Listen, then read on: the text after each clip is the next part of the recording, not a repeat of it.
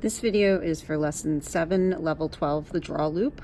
First, what I'm going to recommend is that you use comments. So if you click on math and then you add comments, these aren't exactly code, but it'll tell you what you want to happen. So you're going to click and drag that to go into line 1. And we're just going to type in the comment to say set cat image.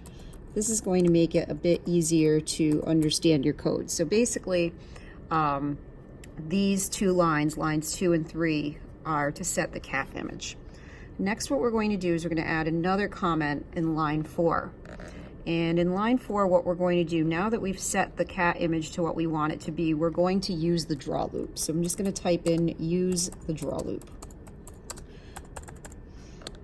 And then from here, what I'm going to do is I'm going to click on drawing.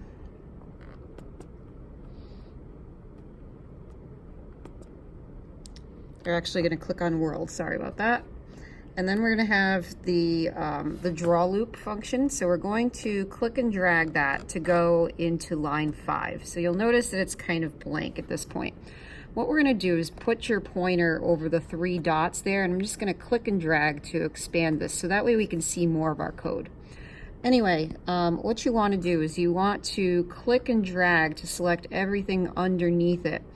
And you want to drag this inside of the draw loop, because what we're going to be doing is we're going to be updating some of the variables so that we can make our cat move.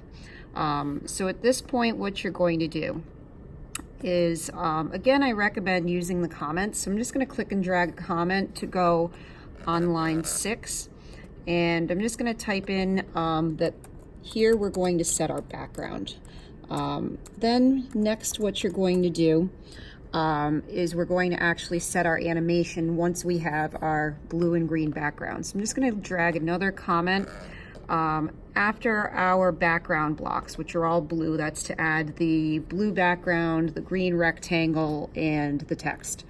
Anyway, so this next comment that we have on line 12, this is where we're going to include our code to set the animation, because we want the background to be drawn first and then the animation appear on top. Next, what you're going to do is you're going to click on sprites. And in this case, I want my sprite to jump up and down. So I'm going to choose sprite Y because the Y controls the up-down movement. So I'm just going to click and drag a sprite Y to go into line 14. And then I'm going to change it so that it says it basically is going to choose a random number. So if you click on math and then click and drag a random number block to go into the white space here.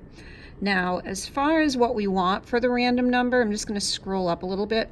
Right now, the cat's at 230, but I want him to jump up a little bit. We'll say maybe what we'll do is we'll do a random number between 200 and 230. So when he's at 200, he'll be up in the air a little bit, but when he's at 230, he'll be on the ground a bit. The last thing you need to do is remember that anytime you have a variable, it comes up as sprite, but you have to change the name so that they all have the same name. So in this case, we have cat, cat, cat, cat, cat. And you also want to check by clicking animation and make sure, again, cat, everything matches, otherwise your code won't run. So I'm just going to click on code again to get back to my code, and then click on run. And so then what should happen is our cat should be moving up and down, and that's it.